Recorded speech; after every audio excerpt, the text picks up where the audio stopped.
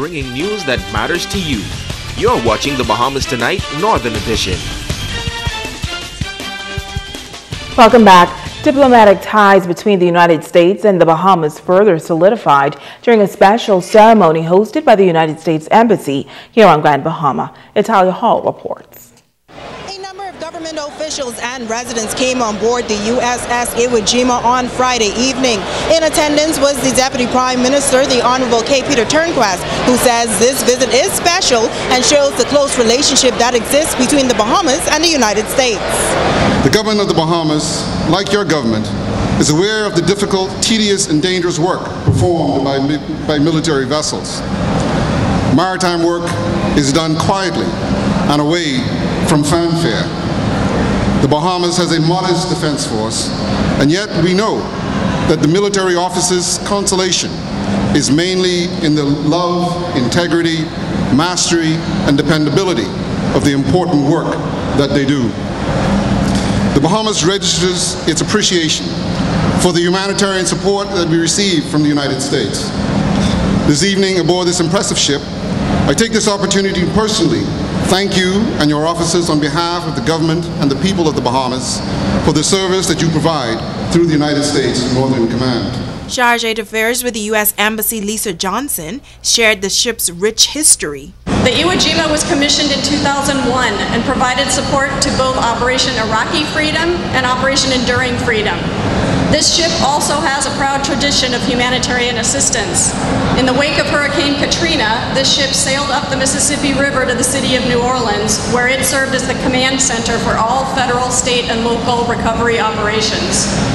Closer to home, and more recently, the Iwo Jima provided humanitarian support in Haiti following Hurricane Matthew for 2 weeks. The United States official pledged the embassy's continued commitment to promote trade and development on Grand Bahama. Whether it's ensuring the safety and security of U.S. and Bahamian citizens, furthering trade and development, or promoting clean energy, the United States is committed to this partnership with you.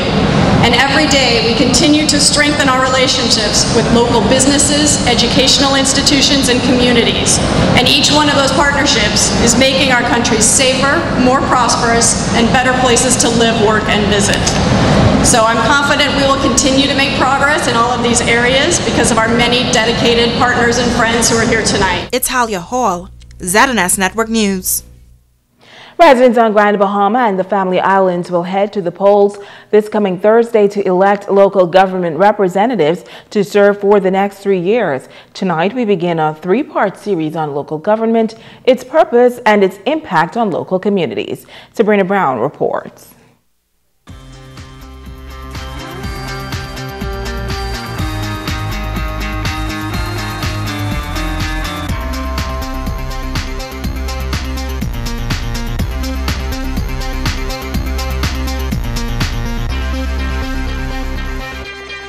The overall goal of local government is to allow the various elected leaders to govern and oversee the affairs of their respective districts without the interference of central government. Retired Director of Local Government Alexander Williams has been a part of the system since the inception in 1996.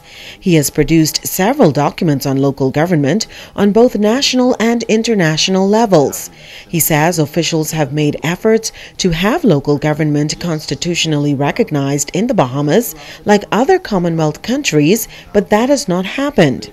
According to Williams, one of the major challenges in the Bahamas is funding, as local government is currently 100% funded by the central government.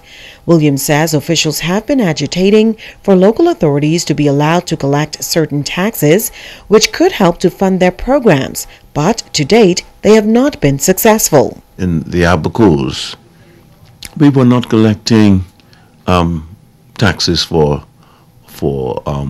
abutments and moorings and jetties and seawalls and docks.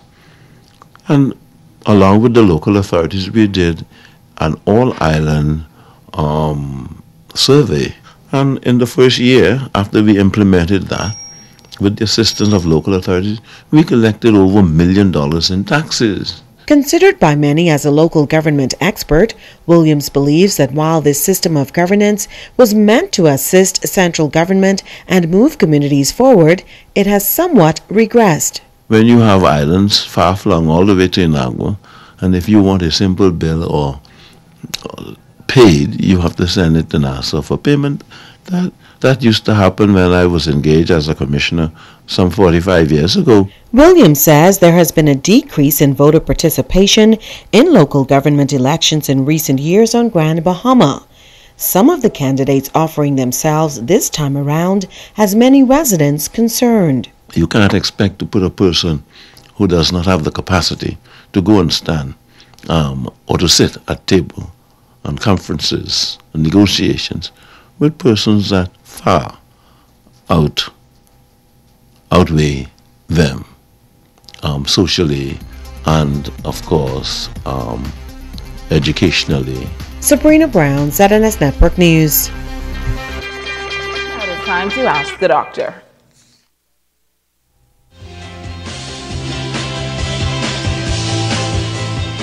I'm Dr. Monique Pratt. Welcome. Continuing our discussion of medical emergencies. Many people don't feel confident that they know when someone around them is having a medical emergency. There are several basics that we can use to identify if there's a true medical emergency and the patient should be transported to an emergency room as soon as possible.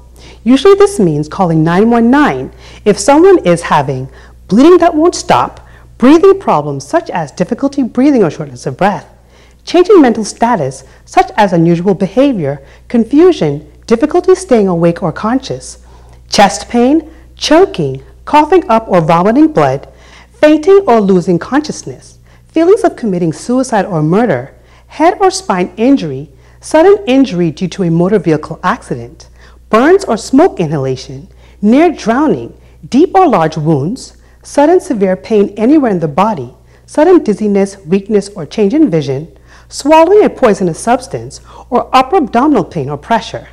If you are present when someone experiences any of these conditions, this is a medical emergency and emergency medical treatment is needed right away. I'm Dr. Monique Pratt, and this has been Ask the Doctor. Stay with us, Ricardo Lightborn at the Check on Sports when we return.